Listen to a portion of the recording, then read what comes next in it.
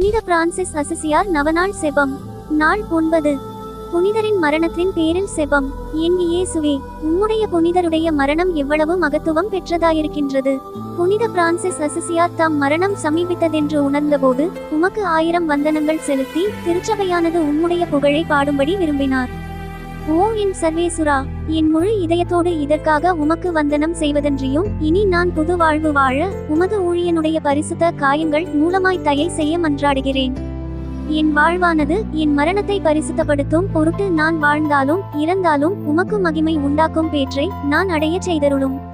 இவ்வுலகில் என் ஒரே கடமையாக உம்முடைய தெய்வீக மகிமை அதிகரிக்க எப்போதும் துணிவேனாக. ஓ பரிசுத்தரே, உம்முடைய பரிசுத்த வாழ்வானது முடிவற்ற மகிமையாய் இருக்கின்றது. உம்முடைய படிப்பினைகளை நான் கற்றுக்கொண்டால் எவ்வளவு பேறு பெற்றவனாயிருப்பேன். என் மரண வேளையில் எவ்வளவு மகிழ்ச்சி உள்ளவனாயிருப்பேன். மரணத்துக்கு அஞ்சுவதை விட அதை என் சகோதரியாக எண்ணுவேன்.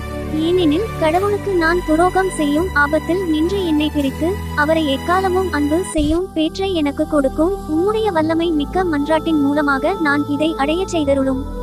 ஆமென். புனித பிரான்சிஸ் அசிசியாரே எங்களுக்காக வேண்டிக் கொள்ளும். புனித கிளாரம்மாளே எங்களுக்காக வேண்டிக் கொள்ளும்.